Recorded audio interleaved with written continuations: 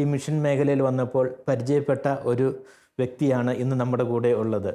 കഴിഞ്ഞ 20 വർഷമായി വടക്കേ ഇന്ത്യയിൽ പല സ്കൂളുകളിലായി മ്യൂസിക് ബാൻഡ് പഠിപ്പിച്ചുകൊണ്ട് ദൈവവചനം തൻ്റെ ജീവിതത്തിലൂടെ പ്രഘോഷിക്കുന്ന രാഘവൻ സാറിനെ നമുക്കിന്ന് പരിചയപ്പെടാം.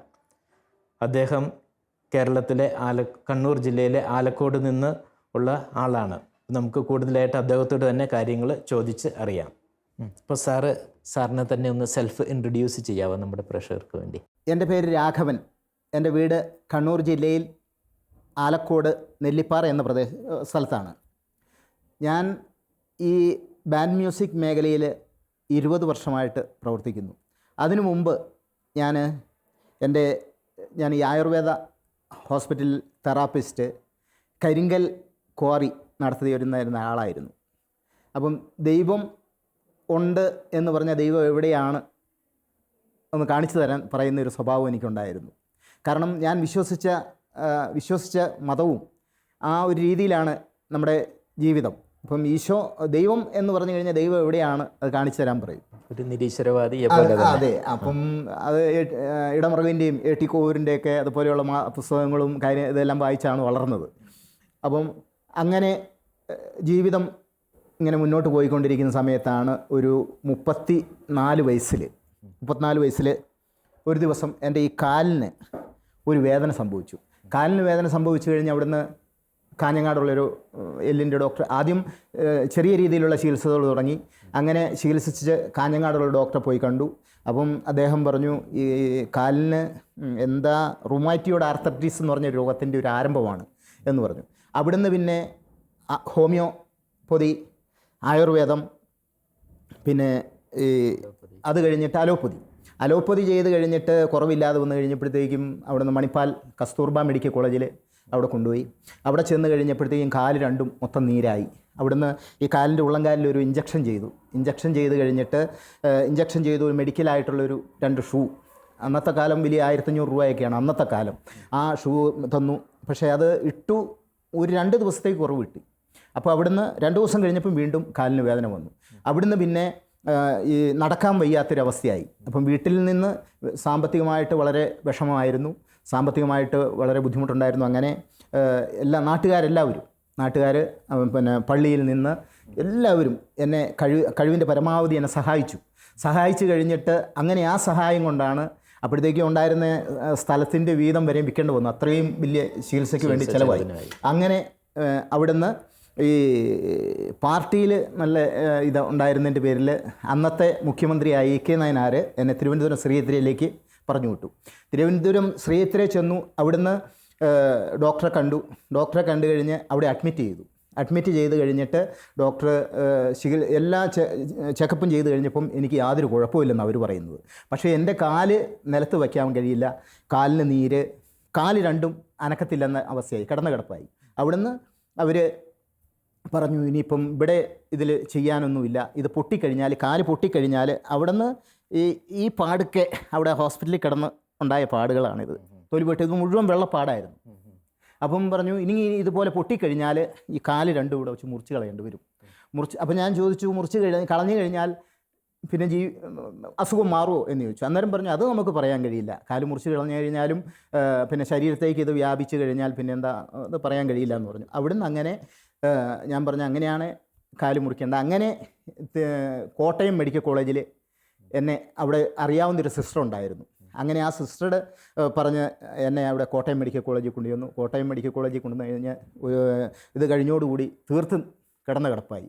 പിന്നെ കയ്യും മാത്രം അനങ്ങും, ശരീരം ഒന്നും അനങ്ങല, ശരീരം മൊത്തം നീര് വന്ന് അങ്ങനെ കിടന്നു. അവിടുന്ന് എനിക്ക് ബാൻഡ് മേഖലയിൽ പള്ളിയിലെ അച്ഛന്മാരൊക്കെ ആയിട്ട് വലിയ ബന്ധങ്ങളുണ്ടായിരുന്നു. ബാൻഡ് ടീമുകൾ പള്ളിപ്പെരുന്നാളിന് പോവുമായിരുന്നു. അങ്ങനെ അച്ഛന്മാരങ്ങനെ എല്ലാ അച്ഛന്മാരുമായിട്ട് നല്ലൊരു ബന്ധമായിരുന്നു. അപ്പോൾ അവിടുന്ന് കണ്ണൂർ കുടിയാമല പള്ളിയിൽ ഒരു ധ്യാനം നടക്കുന്നു. അപ്പോൾ അമ്മയോട് ചോദിച്ചു, രാഘവൻ ഇപ്പോൾ എങ്ങനെയുണ്ടെന്ന് ചോദിച്ചു. അന്നേരം പറഞ്ഞു, അച്ചോ ഇങ്ങനെയാണ് അവസ്ഥ, ഞങ്ങൾ കൊണ്ടുവരാൻ പോവുകയാണ്, അവിടുന്ന് ആസ്പത്രിയിൽ നിന്ന് കൊണ്ടുവരാൻ പോവുക, ഇവിടെ രക്ഷയില്ലെന്നാണ് എന്ന് പറഞ്ഞു. അപ്പം അമ്മയോട് പറഞ്ഞു, ഒരു കാര്യം ചെയ്യേ, കുടിയാമല വെച്ച് ഫാദർ മാത്യു നരിപ്പാറയച്ചൻ പറഞ്ഞു കുടിയാമലൊരു ധ്യാനം നടക്കുന്നുണ്ട് 5 ദിവസത്തെ. നായിക്കമ്പറമ്പിൽ അച്ഛനും പനക്കലച്ഛനൊക്കെ പങ്കെടുക്കുന്ന ഒരു ധ്യാനം നടക്കുന്നുണ്ട്. ആ ധ്യാനത്തിലേക്ക് രാഘവനെ കൊണ്ടുവരാൻ പറഞ്ഞു. അങ്ങനെ അച്ഛൻ്റെ പ്രത്യേക താല്പര്യപ്രകാരം എന്നെ അവിടെ താമസിപ്പിച്ച് ഈ 5 ദിവസം ധ്യാനം അവിടെ കൂടിച്ചു. അവിടുന്ന് കൂടിച്ചു കഴിഞ്ഞിട്ട് എനിക്ക് മാറ്റമൊന്നും വന്നില്ല. അവിടുന്ന് അവർ പോകുന്ന ആ കൂട്ടത്തിൽ തന്നെ എന്നെ പോട്ടയ്ക്ക് പറഞ്ഞു. ആ ടീം, ഈ ധ്യാന ടീം പോകുന്ന കൂട്ടത്തിൽ തന്നെ എന്നെ പോട്ടയ്ക്ക് പറഞ്ഞു വിട്ടു. അവിടെ ചെന്ന് ഒരു ദിവസം കിടന്നു, 2 ദിവസം. അപ്പോൾ ഏറ്റവും അടിയിലെ അന്ന് ഈ 2000 പേരെ ബുക്ക് ചെയ്താലേ അന്നത്തെ കാലം ഈ ധ്യാനം കൂടാൻ പറ്റുള്ളൂ. അങ്ങനെ ബർത്ത് പോലെ ഇതിലാണ് ഞാൻ കിടക്കുന്നത്. അപ്പോൾ അവിടെ ഈ ദൈവവേലയ്ക്ക് വേണ്ടിയിട്ട് ഈ മദ്യപാനത്തിൽ നിന്നൊക്കെ മോചനം കിട്ടിയവർ ഇങ്ങനെ കിടക്കുന്നു. അവിടുന്ന് അവരാണ് എന്നെ നോക്കുന്നത്. അപ്പം വീട്ടിൽ നിന്ന് ഒരാൾ വന്ന് നിൽക്കുക എന്ന് പറഞ്ഞാൽ അത് ബുദ്ധിമുട്ടാണ്. അപ്പോൾ അച്ഛൻ പറഞ്ഞു അത് വേണ്ട, ഇവിടെ ഇവരെയൊക്കെ നോക്കാൻ ആളുണ്ടെന്ന് പറഞ്ഞാൽ അവിടെ ഇങ്ങനെ കിടന്നു. അപ്പം മലവും മൂത്രമൊക്കെ കിടന്ന കിടപ്പിലാണ് എടുക്കുക. അങ്ങനത്തെ അവസ്ഥ. അപ്പം അവിടെ അങ്ങനെ കിടന്നു. 1 ആഴ്ച കഴിഞ്ഞു, 2 ആഴ്ച കഴിഞ്ഞു, 3 ആഴ്ച കഴിഞ്ഞു, 4 ആഴ്ച കഴിഞ്ഞു. 4 ആഴ്ച കഴിഞ്ഞു, 1 മാസം കഴിഞ്ഞു, 2 മാസം, 2 മാസം ആകുക. അപ്പോൾ 2 മാസം ആകാറ് 1.5 മാസം കഴിഞ്ഞപ്പം പാട്ടുകൾ ശ്രദ്ധിക്കാനുള്ള, ഇപ്പം ചെറിയ TV വെച്ചിട്ടുണ്ട്. നമ്മൾ കിടക്കുന്നിടത്തെല്ലാം ഈ ചെറിയ അന്നത്തെ കാലത്ത് ഉള്ള ആ ഒരു TV ഇങ്ങനെ ഭിത്തിയിൽ വെച്ചിട്ടുണ്ട്. അപ്പോൾ അതിൽ നിന്നിങ്ങനെ കാണും. അപ്പോൾ ആദ്യമൊന്നും ഇത് നോക്കലും കാണലൊന്നുമില്ല. അപ്പോൾ അവിടെ നിന്ന് ഇങ്ങനെ ഈ TV-യിൽ ഇങ്ങനെ ധ്യാനം, ഈ പാട്ടുകൾ ഇങ്ങനെ കേൾക്കും. അപ്പോൾ അങ്ങനെ ഞാൻ ആദ്യമായിട്ട് എൻ്റെ മനസ്സിൽ പതിഞ്ഞൊരു ഗാനമുണ്ട്. ആഹ്ലാദ ചിത്തരായി സങ്കീർത്തനങ്ങളാൽ ദൈവത്തെ വാഴ്ത്തിയിടുവിൻ, ശക്തി സങ്കേതമാം ഉന്നതനേശുവേ പാടി പുകഴ്ത്തിയിടുവിൻ. അപ്പോൾ ഈ പാട്ട് എൻ്റെ മനസ്സിന് ഒരുപാട് ആകർഷിച്ചു.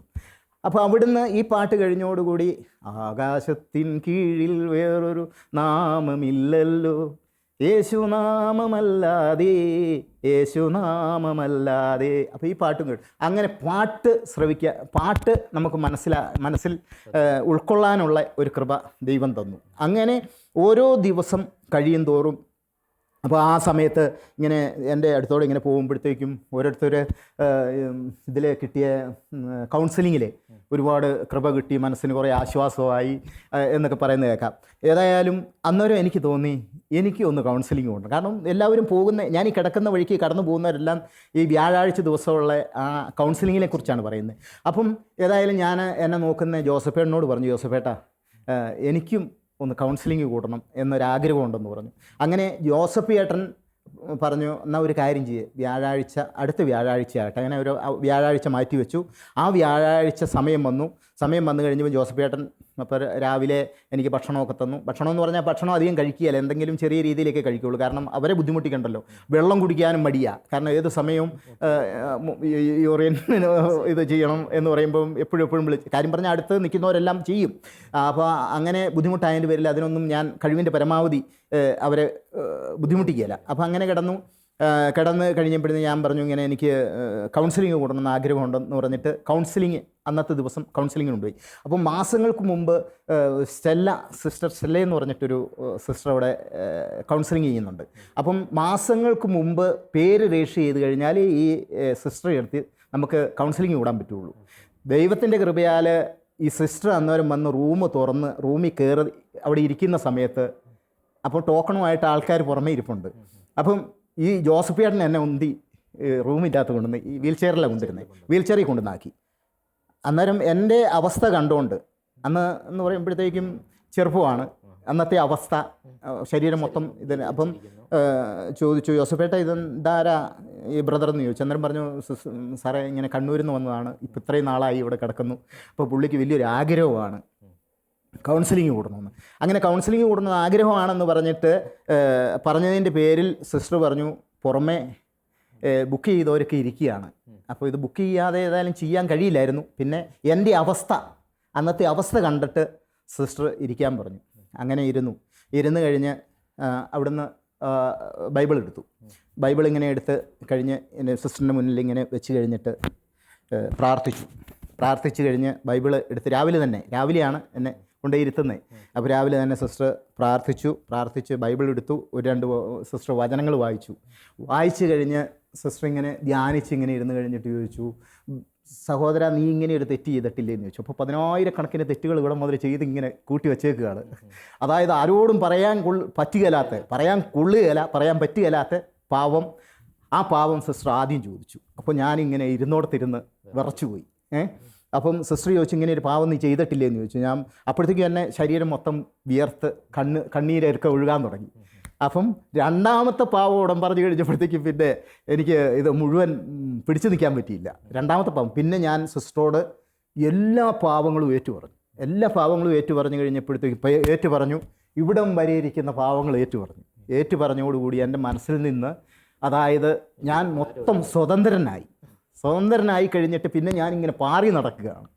അപ്പോൾ എൻ്റെ മനസ്സിലെ ആ വിഷമങ്ങളും കഷ്ടതകളും ദുരിതങ്ങളും കഷ്ടപ്പാടുകളും മനസ്സിൻ്റെ വേദനകളും ആകുലതകളും എല്ലാം വിട്ടുമാറിക്കഴിഞ്ഞ്, അത് തന്നെയുമല്ല അതിൻ്റെ അകത്ത് വേറൊരു അനുഭവം എന്താണെന്ന് വെച്ചാൽ എൻ്റെ ജീവിതത്തിൽ വലിയൊരു അനുഭവം ഇത് കഴിഞ്ഞിട്ട് പറഞ്ഞു, ഈ സിസ്റ്റർ ഈ പുതിയ ബൈബിൾ ഇപ്പോഴും എൻ്റെ വീട്ടിൽ അമൂല്യമായി സൂക്ഷിച്ചിരിക്കുന്നു.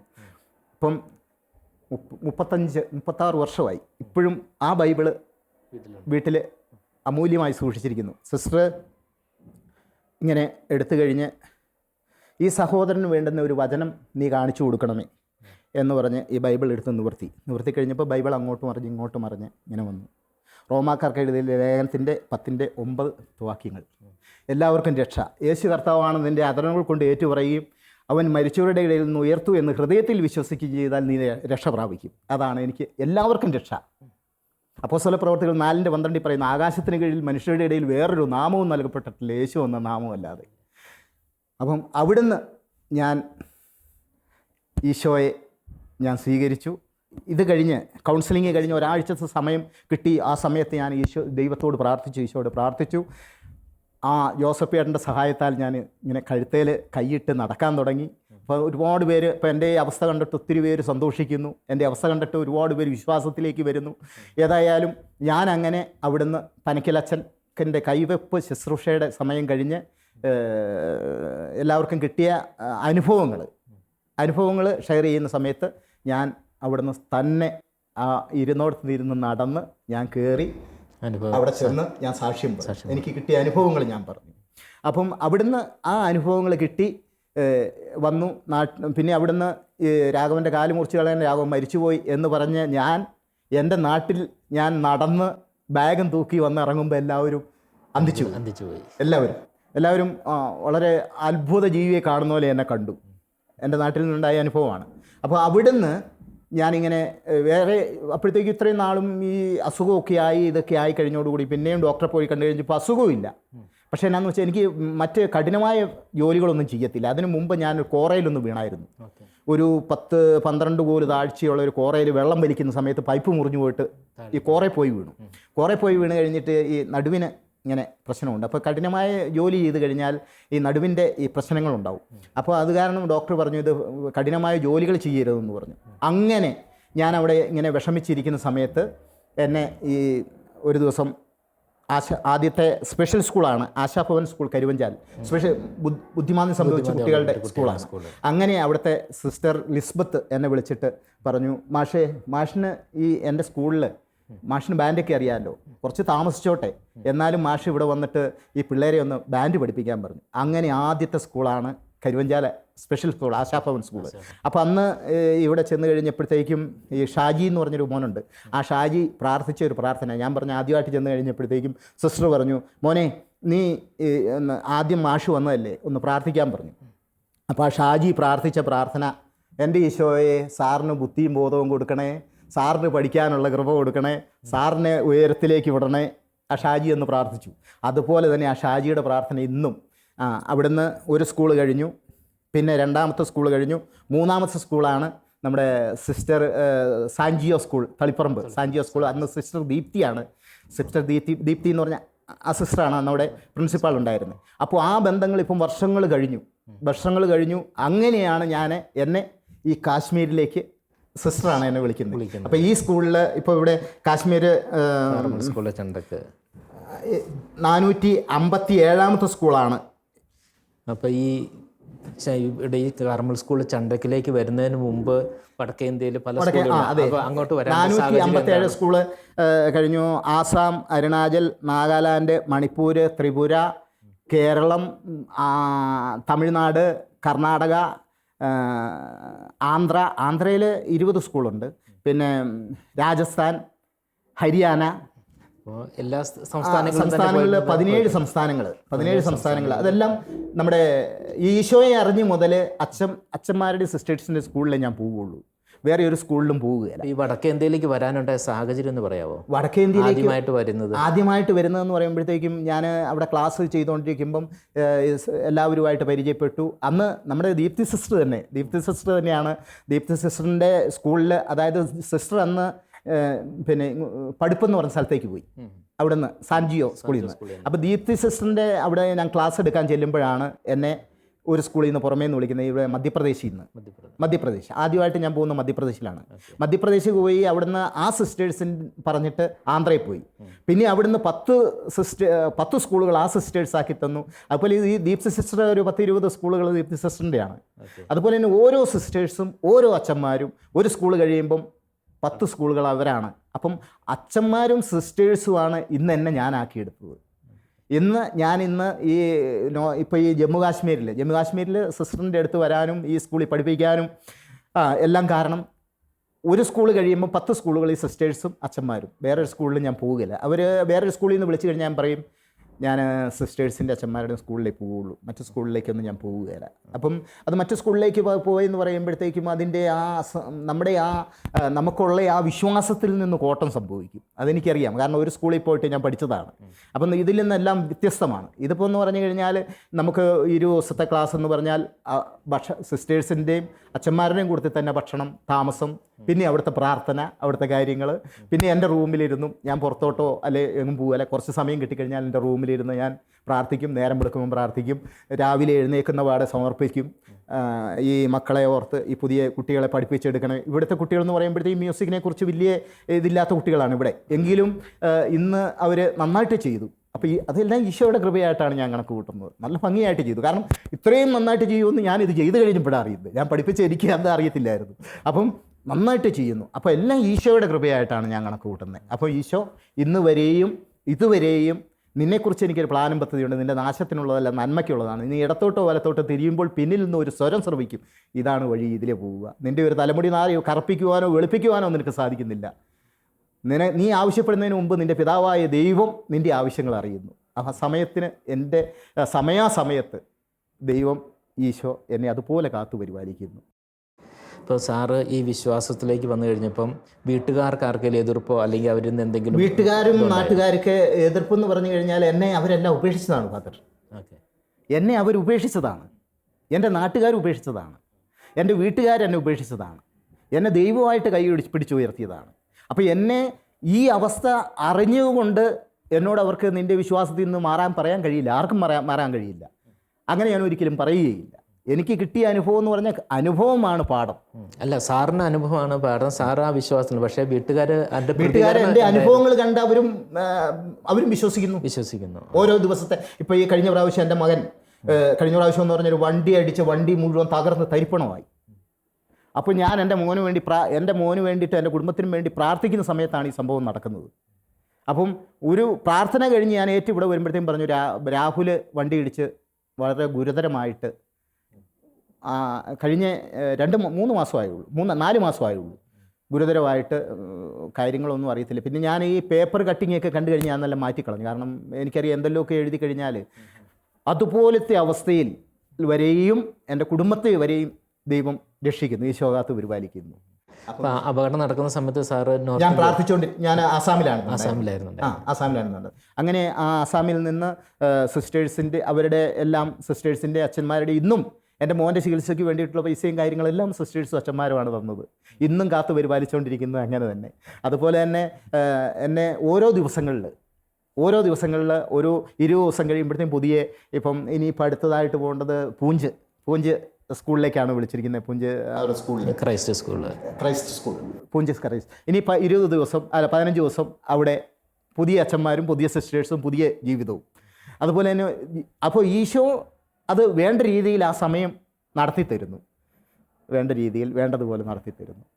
സാറിൻ്റെ ഈ ജീവിതം വഴി സാറിന് പുതിയ ആരെയെങ്കിലും വിശ്വാസത്തിലേക്ക് കൊണ്ടുവരാനായിട്ട് സാധിച്ചിട്ടുണ്ടോ? തീർച്ചയായിട്ടും എന്ന് പറഞ്ഞു കഴിഞ്ഞാൽ രണ്ട് ഇൻസിഡൻ്റ് ഒന്ന് പറയാമോ? ഞാൻ ഈ പോകുന്ന വഴികളിൽ എൻ്റെ അനുഭവങ്ങൾ, ഇപ്പോൾ ഈ നോർത്ത് ഈസ്റ്റിലേക്കൊക്കെ ചെല്ലുമ്പം എൻ്റെ അനുഭവങ്ങൾ അച്ഛന്മാർ എൻ്റെ അനുഭവങ്ങൾ എന്ന് പറഞ്ഞാൽ മിക്കവാറും സ്ഥലങ്ങളിൽ ഞാനിത് ഷെയർ ചെയ്യും. അപ്പം അവിടെ ഈ കാര്യങ്ങൾ ഞാൻ പറയാറുണ്ട്. അപ്പോൾ അങ്ങനെ ഒരു ദിവസം അരുണാചൽ പ്രദേശിലെ ഒരു സ്ഥലത്തുനിന്ന്, സ്ഥലത്തിൻ്റെ പേര് എനിക്ക്, കാരണം ഈ ലോകം മുഴുവൻ നടക്കുന്നതുകൊണ്ട് ആ സ്ഥലത്തിൻ്റെ പേര് അരുണാചൽ, ഫാദർ ജോർജൻ എന്ന് പറഞ്ഞ അച്ഛനാണ്, MSFSൻ്റെ ഫാദേഴ്സിൻ്റെ സ്കൂളാണ്. അപ്പോൾ അന്ന് അച്ഛൻ അന്ന് ധ്യാനം കഴിഞ്ഞ് വന്ന സമയമാണ്.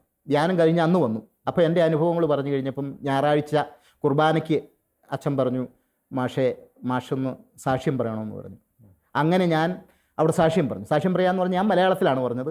അച്ഛൻ തർജ്ജമ ചെയ്തു പിന്നെ ഇതിലേക്ക്, അതായത് അവരുടെ ലോക്കൽ ഭാഷയിലേക്ക്, ഇതിലേക്ക്. അപ്പം അങ്ങനെ ഇത് ചെയ്തു. ഒരു 4-5 ദിവസം കഴിഞ്ഞപ്പോഴത്തേക്കും അവിടെ ഒരു കുട്ടി ഉണ്ടായിരുന്നു. ആ കുട്ടിയുടെ ജീവിതത്തിൽ എന്ന് പറയുമ്പോഴത്തേക്കും ആ കുട്ടിക്ക് എപ്പോഴും ഈ ചെവി ഇങ്ങനെ പഴുത്തൊഴുകുന്ന ഒരു ഇതായിരുന്നു. ചെവിയും പഴുത്തൊഴുകും, മേല് മുഴുവൻ ചൊറിച്ച് ഇങ്ങനെ ഇതായിട്ട്. എന്നാലും ആ കുട്ടി ഉണ്ടായിരുന്നു എൻ്റെ അനുഭവ സാക്ഷ്യം പറയുമ്പോൾ. ഏതായാലും അവരെ ഇത് സാക്ഷ്യം കേട്ടു. ഈ കൊച്ചും കേട്ട് ഒരാഴ്ച കഴിഞ്ഞപ്പോൾ എൻ്റെ അടുത്ത് വന്നിട്ട് പറഞ്ഞു, ഞങ്ങൾ എന്നും മരുന്ന് കൊടുത്തുകൊണ്ടിരുന്ന മാഷേ, ഈ കൊച്ചിന് ഇപ്പം യാതൊരു കുഴപ്പവുമില്ല, ഒരു കുഴപ്പവുമില്ല, ചെവി പൊട്ടി വലിക്കുന്നത് അതെല്ലാം നിന്നു. ഞാൻ പിന്നെ അതിന് വേണ്ടി ചികിത്സ ചെയ്തിട്ടില്ല. കഴിഞ്ഞ പ്രാവശ്യം ചെന്നപ്പോഴും ഞാൻ അവരെ കണ്ടിരുന്നു. അവരെല്ലാം ആ കുടുംബം അടച്ച വിശ്വാസത്തിലേക്ക് വന്നു. അതുപോലെ തന്നെ അത് കണ്ട്, ഈ കൊച്ചിൻ്റെ അനുഭവം കണ്ട് ഇപ്പോൾ അവിടെ കുറേ ആൾക്കാർ പള്ളിയിൽ പോകുന്നു. അതുപോലെ തന്നെ എൻ്റെ നാട്ടിലും ഒരുപാട് പേര് എൻ്റെ അനുഭവങ്ങൾ കേട്ട്, എൻ്റെ നാട്ടിലും അവർ പിന്നെ വിശ്വാസത്തിലേക്ക് വന്നില്ലെങ്കിൽ തന്നെ ഈശോയെ മനസ്സിൽ വിശ്വസിച്ച്, കാരണം വിശ്വാസം എന്ന് പറഞ്ഞാൽ ചിലപ്പോൾ അവരുടെ ചട്ടക്കൂടാവാം ഇതിലേക്ക് കടന്നു വരാത്തത്. പക്ഷേ അവരെല്ലാം ഇന്നും എൻ്റെ ഈ സാക്ഷ്യത്തിൽ, കാരണം എൻ്റെ അനുഭവം കണ്ട് വിശ്വസിക്കുന്നു. സാറിൻ്റെ കുടുംബത്തെ പറ്റി ഒന്ന് പറയാമോ? എൻ്റെ കുടുംബം പിന്നെ 2 ആൺകുട്ടികളും 2 പെൺകുട്ടികളുമാണ്. 2 ആൺകുട്ടികളും 2 പെൺകുട്ടികളും. അവർ മൂത്തമോൻ ഇപ്പം ഓട്ടോമൊബൈലൊക്കെ കഴിഞ്ഞു, അവൻ യൂറോപ്പിന് പോവുകയാണ് അടുത്ത മാസം. പിന്നെ വൈഫ് വീട്ടിലെ കാര്യങ്ങളൊക്കെ ആയിട്ട്. ഒരു മോനാണ്, അവന് ഈ ആർമിയിലൊക്കെ ഒരു ഇതെല്ലാം കിട്ടി. ആ സമയത്താണ് ഈ ആക്സിഡൻറ്റ് ഉണ്ടാകുന്നത്. അവനിപ്പം അങ്ങനെ വീട്ടിലുണ്ട്. പിന്നെ പെൺപിള്ളേർ 2 പേരും പഠിക്കുക. ഒരാൾ ബ്രണ്ണൻ കോളേജിൽ പഠിക്കുന്നു, ഒരാൾ നേഴ്സിംഗ് പഠിക്കുന്നു. ഇപ്പോൾ രാഘവൻ സാറിൻ്റെ അനുഭവങ്ങൾ നമ്മൾ കേട്ടു. ഇനിയും കൂടുതലായിട്ട് സാറിൻ്റെ ജീവിതം വഴിയായിട്ട് കുറേ പേരെ വിശ്വാസത്തിലേക്ക് കൊണ്ടുവരാൻ സാധിക്കട്ടെ എന്ന് നമുക്ക് പ്രാർത്ഥിക്കാം, ആശംസിക്കാം.